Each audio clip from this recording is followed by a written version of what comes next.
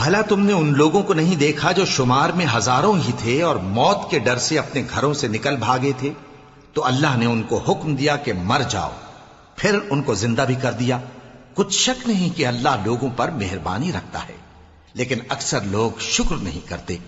اور مسلمانوں، اللہ کی راہ میں جہاد کرو اور جان رکھو کہ اللہ سب کچھ سنتا ہے، سب کچھ جانتا ہے۔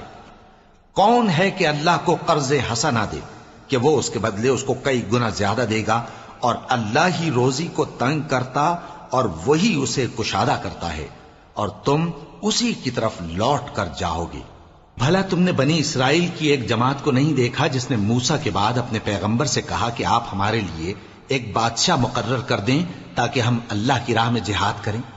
پیغمبر نے کہا کہ اگر تم کو جہاد کا حکم دیا جائے تو ایسا تو نہیں کہ لڑنے سے پہلو تہی کرو۔ وہ کہنے لگے کہ ہم اللہ کی راہ میں کیوں نہ لڑیں گے جبکہ ہم وطن سے خارج اور بال بچوں سے جدا کر دیے گئے۔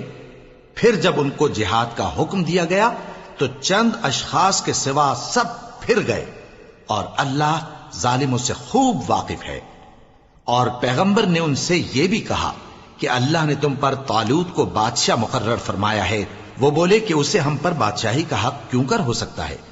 اس سے بڑھ کر بادشاہی کے مستحق تو ہم ہیں، اور اس کے پاس تو بہت سی دولت بھی نہیں۔ پیغمبر نے کہا کہ اللہ نے اس کو تم پر فضیلت دی ہے اور بادشاہی کے لیے منتخب فرمایا ہے۔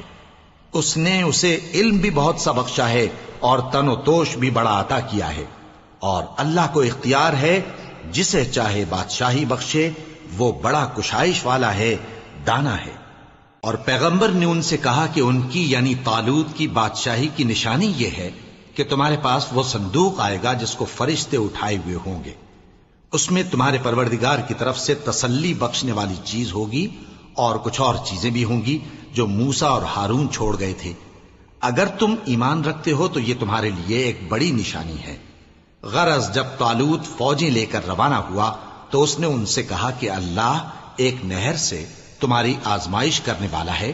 جو شخص اس میں سے پانی پی لے گا اس کی نسبت تصور کیا جائے گا کہ وہ میرا نہیں، اور جو نہ پیے گا وہ سمجھا جائے گا کہ میرا ہے۔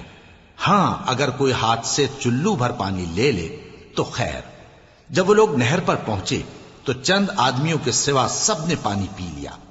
پھر جب طالوت اور مومن لوگ جو اس کے ساتھ تھے نہر کے پار ہو گئے تو کہنے لگے کہ آج ہم میں جالوت اور اس کے لشکر سے مقابلہ کرنے کی طاقت نہیں۔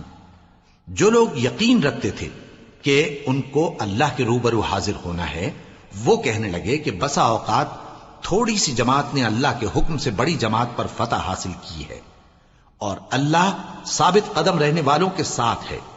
اور جب وہ لوگ جالوت اور اس کے لشکر کے مقابل میں آئے تو اللہ سے دعا کی کہ اے پروردگار، ہم پر صبر کے دہانے کھول دے اور ہمیں لڑائی میں ثابت قدم رکھ اور لشکر کفار پر فتح یاب کر۔ تو طالوت کی فوج نے اللہ کے حکم سے ان کو شکست دے دی، اور داؤد نے جالوت کو قتل کر ڈالا، اور اللہ نے ان کو بادشاہی اور دانائی بخشی اور جو کچھ چاہا سکھایا۔ اور اگر اللہ لوگوں کو ایک دوسرے پر چڑھائی اور حملہ کرنے سے نہ ہٹاتا رہتا تو کرۂ ارض تباہ ہو جاتا، لیکن اللہ اہل عالم پر بڑا مہربان ہے۔ یہ اللہ کی آیتیں ہیں جو ہم تم کو سچائی کے ساتھ پڑھ کر سناتے ہیں، اور اے محمد صلی اللہ علیہ وآلہ وسلم، تم بلا شبہ پیغمبروں میں سے ہو۔ یہ پیغمبر جو ہم وقتاً فوقتاً بھیجتے رہے ہیں، ان میں سے ہم نے بعض کو بعض پر فضیلت دی ہے۔ بعض ایسے ہیں جن سے اللہ نے گفتگو کی، اور بعض کے دوسرے امور میں مرتبے بلند کیے۔ اور عیسیٰ ابن مریم کو ہم نے کھلی ہوئی نشانیاں عطا کی اور روح القدس سے ان کو مدد دی، اور اگر اللہ چاہتا تو ان سے پچھلے لوگ اپنے پاس کھلی نشانیاں آنے کے بعد آپس میں نہ لڑتے، لیکن انہوں نے اختلاف کیا تو ان میں سے بعض تو ایمان لے آئے اور بعض کافر ہی رہے۔ اور اگر اللہ چاہتا تو یہ لوگ باہم جنگ و قتال نہ کرتے، لیکن اللہ جو چاہتا ہے کرتا ہے۔